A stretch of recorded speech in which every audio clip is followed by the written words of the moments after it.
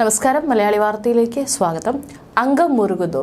ലോക്സഭാ തെരഞ്ഞെടുപ്പിൽ ഇടതുമുന്നണി കൂടുതൽ എംഎൽഎമാരെ ഇറക്കാൻ സാധ്യത കുറവ്. ജയിച്ചാൽ നിയമസഭാ തെരഞ്ഞെടുപ്പിൽ UDF കടുപ്പിക്കും. ലോക്സഭാ തെരഞ്ഞെടുപ്പിൽ കെ ശൈലജ മത്സരിച്ചേക്കില്ല.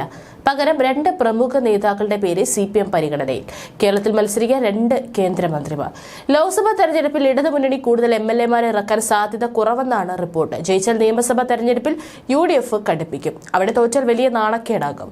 ലോക്സഭാ തെരഞ്ഞെടുപ്പിൽ പരമാവധി സീറ്റ് നേടുകയെന്ന ലക്ഷ്യത്തിൽ മുന്നോട്ട് പോകുന്ന ഇടതുമുന്നണി കെ ശൈലജയെ സ്ഥാനാർത്ഥിയാക്കാൻ സാധ്യത കുറവെന്ന് വിവരം. കണ്ണൂരോ വടകരയിലോ കെ ശൈലജ സ്ഥാനാർത്ഥിയാകുമെന്നാണ് കരുതിയത്. എന്നാൽ കണ്ണൂരിൽ MV ജയരാജനും വടകരയിൽ A പ്രദീപ് കുമാറും CPMന്റെ പ്രാഥമിക സ്ഥാനാർത്ഥി പട്ടികയിലുണ്ട്. ജില്ലാ കമ്മിറ്റി ചർച്ചകളിൽ ഇവരുടെ പേര് ഉറപ്പിച്ചാൽ ലോക്സഭാ തെരഞ്ഞെടുപ്പ് മത്സരത്തിന് കെ ശൈലജ ഉണ്ടാകില്ല.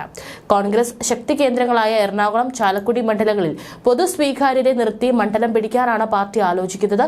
കോഴിക്കോട് മണ്ഡലത്തിൽ മുതിർന്ന നേതാവ് എളമരം കരീമിനൊപ്പം മേയർ ബീന ഫിലിപ്പിന്റെ പേര് പാർട്ടി പരിഗണിക്കുന്നുണ്ട്. ആലത്തൂർ മണ്ഡലത്തിൽ ആദ്യ പരിഗണന മന്ത്രി K രാധാകൃഷ്ണൻ തന്നെയാണ്. അതല്ലെങ്കിൽ PK ബിജു വീണ്ടും ഇറങ്ങിയാലോ എന്നും ആലോചനയുണ്ട്. പാലക്കാട് M സ്വരാജ് മത്സരിച്ചേക്കും. പൊന്നാനിയിൽ നറുക്ക് KT ജലീലിന് വീണേക്കും. പക്ഷേ പാർട്ടി പ്രാദേശിക നേതാക്കളുടെ വിയോജിപ്പ് മറികടക്കേണ്ടതുണ്ട്. കാസർഗോഡ് TV രാജേഷിന്റെ പേരിനൊപ്പം ജില്ലാ സെക്രട്ടറി MV ബാലകൃഷ്ണന്റെ പേരുമുണ്ട്. കൊല്ലത്ത് CS സുജാതയും ഐഷ പോറ്റിയും ലിസ്റ്റിലുണ്ട്. പത്തനംതിട്ടയിൽ തോമസ് ഐസക്കും, ആലപ്പുഴയിൽ ആരിഫും, ഇടുക്കിയിൽ ജോയ്സ് ജോർജും സീറ്റ് ഉറപ്പിച്ചിട്ടുണ്ട്.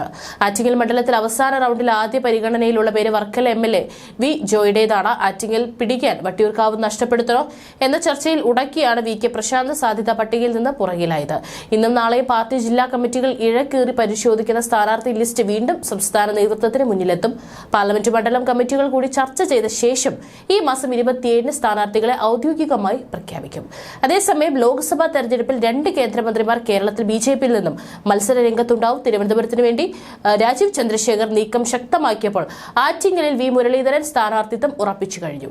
രാജ്യസഭ വഴി മന്ത്രിമാരായ നേതാക്കൾ ലോക്സഭാ തെരഞ്ഞെടുപ്പിൽ മത്സരിച്ച് ജയിച്ചു വരണമെന്ന് BJP നേതൃത്വം നേരത്തെ നിർദ്ദേശിച്ചിരുന്നു. തിരുവനന്തപുരത്ത് BJP സംസ്ഥാന നേതൃത്വം മനസ്സിൽ കണ്ട ആദ്യ സ്ഥാനാർത്ഥി പട്ടികയിൽ രാജീവ് ചന്ദ്രശേഖർ ഉണ്ടായിരുന്നില്ല. നിർമ്മല സീതാരാമൻ അടക്കമുള്ള കേന്ദ്ര നേതാക്കൾ എത്തുമെന്ന അഭ്യൂഹങ്ങളും ഒരു ഘട്ടത്തിൽ പാർട്ടി കേന്ദ്രങ്ങളിൽ പ്രചരിച്ചു.